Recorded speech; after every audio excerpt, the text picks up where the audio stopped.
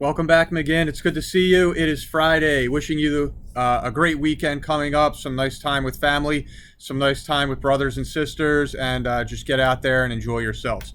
So, one of the things that I really enjoy with my kids is taking them to the zoo. We go to Turtleback Zoo a lot. We actually were able to go to the zoo in Washington when I was visiting my sister down there. And it's just a great learning place. It's a great opportunity to see animals interact, to read about them while you're at the exhibits, and as kids, it's fun. And so I'm going to read a book today that's called Zoo Day, and it's by Anne Rockwell. And here we go.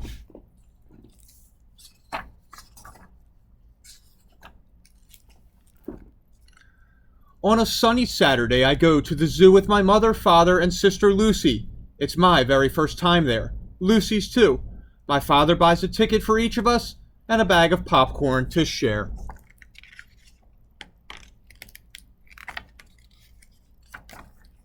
While we look at the map, I can hear roars and howls, chitter-chatter and songs, cries and squawks.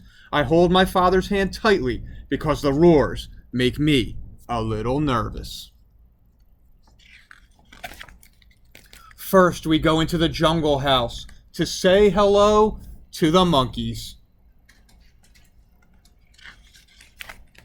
Next, we visit the gorilla forest. The big gorilla comes right up to the window. She stares at me so hard, I feel like I'm in the zoo, and she is the visitor. At the African plain, we find a mother elephant and her baby. The baby elephant sticks very close to its mother.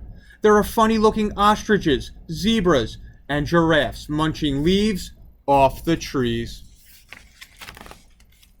Inside the Grasslands building, I can see the big lion with the yellow mane. He looks sleepy and quiet, but all of a sudden, he opens his mouth and roars. It must be his nap time, Lucy says. I bet he's telling us to shush and let him sleep. Then we visit the reptile house. We see a giant boa constrictor and a tiny coral snake. The coral snake is very pretty, but very poisonous. There is a turtle swimming in a tank. We walk along the shady path to where the polar bears live. Lucy loves polar bears. She has a big stuffed animal polar bear at home, and it is her favorite toy. We love to watch the polar bears in their underwater dance. We could watch them all day, but my father says, it's almost time. Let's go. We hurry over to the big pond where the sea lions live. They're climbing on rocks and sliding off, and they're barking and splashing and grunting. Lucy laughs. They sound just like Roxy. Roxy is our pet beagle. I laugh too.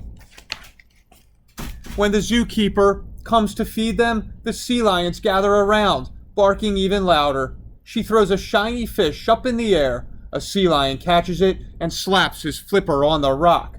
Another catches a fish and dives underwater. Now they're making me hungry, I tell my mom. Me too, she says.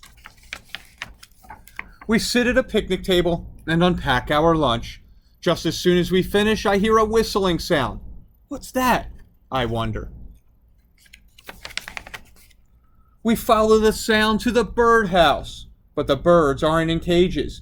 They are flying all over and all around us, but they don't fly out the door. Lucy and I hold up small cups of nectar. A parrot stands on my shoulder and takes a sip.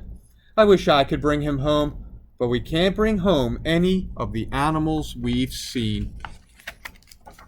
Just the same, Dad buys us 2 balloons, one with a polar bear for Lucy and one with a parrot for me, to remember our day at the zoo.